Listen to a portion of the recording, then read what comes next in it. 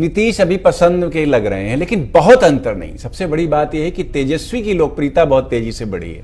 मुख्यमंत्री की पसंद के नाम पर तेजस्वी बहुत पीछे नहीं है नीतीश कुमार से, बाकी सारे लोग तो बहुत पीछे। और कायदे से देखें तो नीतीश और तेजस्वी के अलावा इस समय बिहार में कोई तीसरा चेहरा मुख्यमंत्री पद के लिए दिख भी नहीं रहा है। दरअसल चुनाव तब एक दिशा की तरफ चल पड़ता है जब कोई चेहरा उसके पीछे होता है। 2014 के चुनाव को देखें, 2019 के लोकसभा चुनाव को देखें, तो इन दोनों में बीजेपी को इतनी सफलता मिलने के पीछे एक कारण यह बताया जाता है कि उसमें प्रधानमंत्री के रूप में नरेंद्र मोदी का चेहरा सामने था। प्रदेशों के भी जब चुनाव होते हैं और मुख्यमंत्री पद के लिए कोई पार्टी एक चेहरा सामने रख के काम करती है तो वोटर ज्यादा फोकस्ड रहता है, उसे पता रहता है कि ये व्यक्ति अगर जीता तो कमान संभालेगा। और अगर मुख्यमंत्री या प्रधानमंत्री पद के लिए कोई चेहरा नहीं होता है तो वोटर थोड़ा सा अनडिसाइडेड मोड में रहता है। और जो राजनीतिक विश्लेषकों की माने तो जो ये अनडिसाइडेड वोटर होता है ये बहुत एक्चुअली डिसाइसिव साबित होता है। बाद में 1% वोट स्विंग भी हो जाए, सरकारें इधर की उधर हो जाया करती। इसे तमाम उदाहरण हमारी राजनीति में मौजूद है। अब बढ़ते हैं आगे। दूसरे प्रदेशों से भी चुनाव प्रचार करने दिग्गज बिहार पहुंच रहे हैं। बिहार विधानसभा चुनाव की अहमियत के मद्देनजर उत्तर प्रदेश के मुख्यमंत्री और भाजपा के स्टार प्रचारक योगी आदित्यनाथ ने भी बिहार में चुनावी सभाओं को संबोधित किया है। बिहार और यूपी का संबंध बहुत पुराना है। रैलियों की शुरुआत मुख्यमंत्री योगी आदित्यनाथ ने भगवान राम और माता सीता का नाम लेकर की। उन्होंने कहा कि मैं भगवान राम की जन्मभूमि से आया हूं। बिहार और यूपी का संबंध बहुत पुराना है और बहुत गाढ़ा है। जैसे ही योगी रैली में पहुंचे तो उनको देखने के बाद भीड़ बेकाबू सी दिखी। जय श्री राम के नारे लगने लगे। तो क्या जय श्री राम के नारे की एंट्री के बाद बिहार का राजनीतिक मिजाज बदलेगा? क्या जय श्री राम के नारे से योगी कुछ खास मिशन वहां हासिल करना चाहते? देखिए इस पर हमारी एक खास रिपोर्ट। जय जय श्री राम, जय जय श्री राम। राजनीति की दुनिया में सभी का अंदाज अलग होता है, लेकिन इस समय बिहार विधानसभा चुनाव राजनीति दंगल बन चुका है। अब तो यूपी की कमान संभालने वाले बीजेपी के दिग्गज नेता को बिहार विधानसभा की भी कमान सौंप दी गई है। योगी की रैलियों में जय श्री राम का नारा लगना क्या इस बात को साबित करता है कि जय श्री राम का नारा बिहार में बीजेपी का बेड़ा पार लगाएगा? वैसे बिहार के राजनीति दंगल में योगी की एंट्री हर मायने में बीजेपी के लिए खास मानी जा रही है। जब योगी आदित्यनाथ बिहार में जनसभाओं को संबोधित करने पहुंचे तो बिहार की जनता योगी को देखते ही बेकाबू हो गई।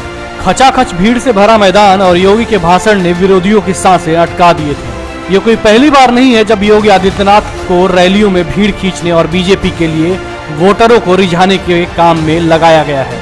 लेकिन हाथरस में सामूहिक बलात्कार को लेकर प्रशासन पर जनता का गुस्सा इस कदर था कि बहुत कम नेताओं को राज्य के बाहर इस तरह चुनावी सभाओं में लोगों को रिझाने के लिए ड्यूटी पर लगाया गया।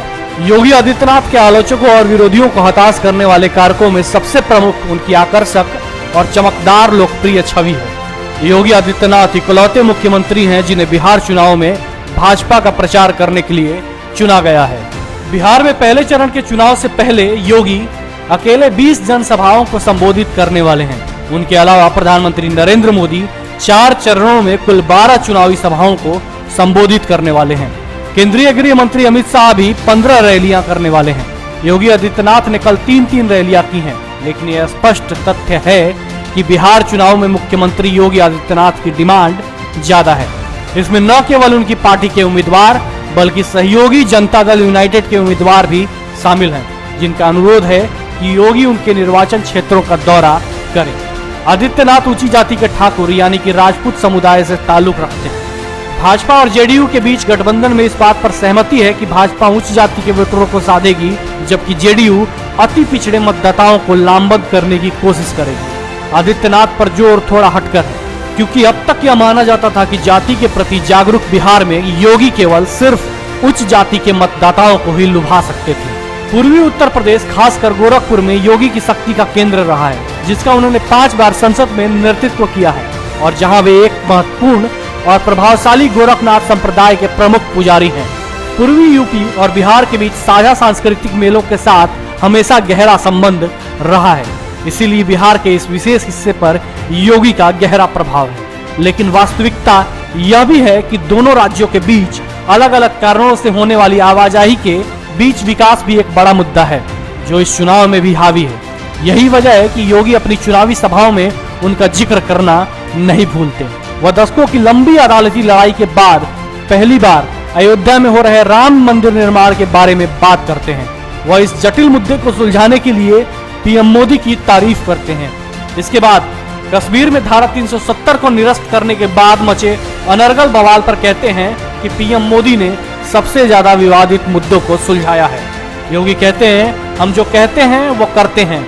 योगी स्पष्ट करते हैं कि पीएम नरेंद्र मोदी में प्रभावी नेतृत्व और कड़े फैसले लेने की दोहरी शक्ति है और योगी की इन सभी बातों से बिहार की जनता काफी संतुष्ट भी नजर आ रही है।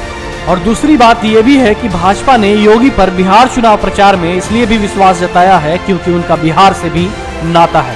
दरअसल यूपी का सीएम बनने के बाद योगी ने सबसे पहले बिहार का दौरा किया था।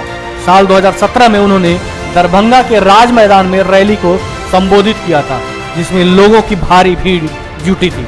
ये जग जाहिर है कि योगी आदित्यनाथ के यूपी के मुख्यमंत्री बनने के बाद से प्रदेश में कई ऐसे कार्यक्रम हुए जो विकास और निवेश को बढ़ावा देने वाले रहे। इन्वेस्टर समिट ने पूरे देश का ध्यान खींचा। इसके अलावा one district one product, invest India जैसे कार्यक्रम भी यूपी के लिए सफल साबित हुए। यूपी ने योगी आदित्यनाथ के नेतृत्व में 4 लाख करोड़ रुपए का एमयू साइन किया।